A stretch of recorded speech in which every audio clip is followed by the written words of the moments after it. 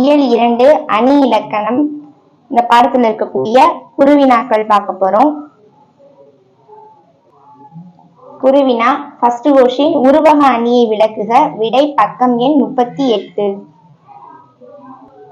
38வது பக்கத்துல உருவக அணி அந்த ஹெட்டிங்க்கு கீழே செகண்ட் லைன் உவமை வேறு அதுல இருந்து ஸ்டார்ட் பண்ணி உருவக அணி ஆகும் இது வரைக்கும் எழுதிட்டு நெக்ஸ்ட் எடுத்துக்காட்டுன்னு போட்டு வையம் தகலியா அதுல இருந்து எழுதி அமைந்ததாகும் இது வரைக்கும் எழுதிக்கோங்க.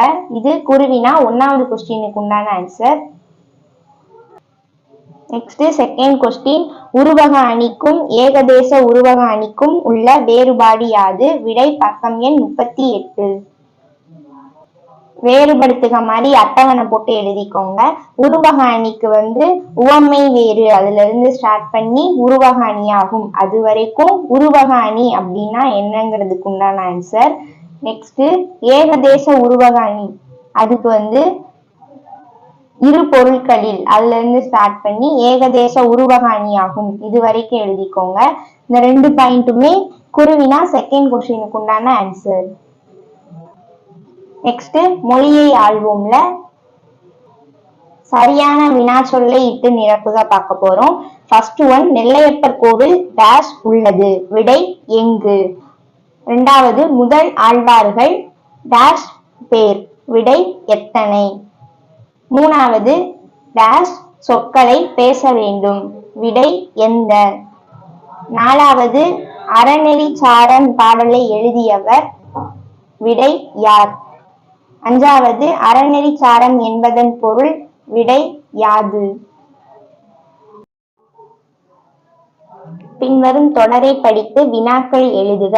பூங்கொடி தன் தோழியுடன் திங்கட்கிழமை காலையில் பேருந்தில் ஏறி பள்ளிக்கு சென்றாள். எடுத்துக்காட்டு, பூங்கொடி பள்ளிக்கு எப்படி சென்றாள். 3 கொஸ்டின் நம்மளா கிரியேட் பண்ணணும். ஃபர்ஸ்ட் ஒன் பூங்கொடி யாரோடு பள்ளிக்கு சென்றாள். செகண்ட் ஒன், பூங்கொடி பள்ளிக்கு சென்ற கிழமை எது. தேர்ட் ஒன், பூங்கொடி எந்நேரத்தில் பள்ளிக்கு சென்றாள். நெக்ஸ்ட் 41வது பக்கத்துல கீழ்காணும் படங்கள் சார்ந்த சொற்களை எழுதுக. எடுத்துக்காட்டு, கரும்பலகை, வகுப்பறைன்னு கொடுத்திருக்காங்க. இதெல்லாம் நீங்க எழுதி வச்சுக்கோங்க. கொடிக்கம்பம், மரங்கள், பள்ளி மேடை, கதவுகள், சாளரங்கள், அறிவிப்பு பலகை.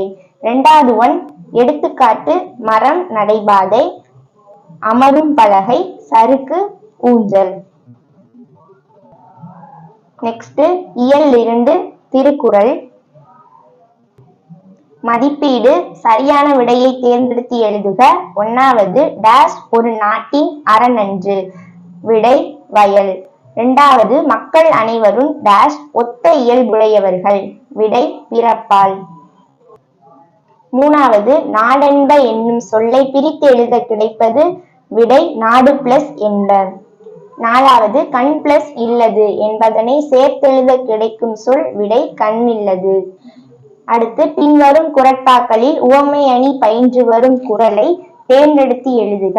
விடை வினையான் வினையாக்கி கோடல், தனைகவுள், யானையால் யானையால் பெற்று.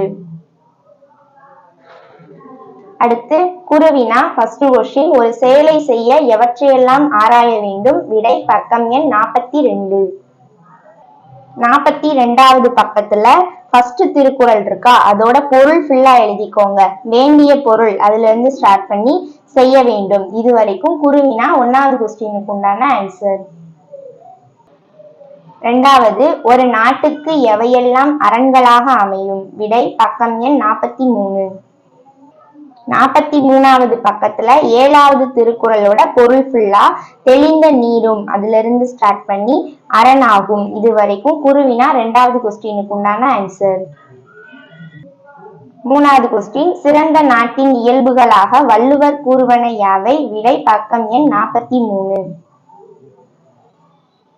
43வது பக்கத்துல 6வது திருக்குறளோட ஆன்சர் ஃபுல்லா பொருள் ஃபுல்லா பெரிய அளவில் அதுல இருந்து ஸ்டார்ட் பண்ணி ஆகாது இது வரைக்கும் குருவினா 3வது கொஸ்டினுக்கு உண்டான ஆன்சர்.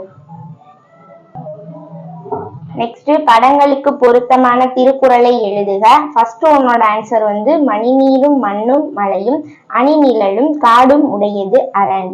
செகண்ட் ஒன்னோட ஆன்சர், உருபசியும் ஓவா பிணியும் செருபகையும் சேராது இயல்வது நாடு.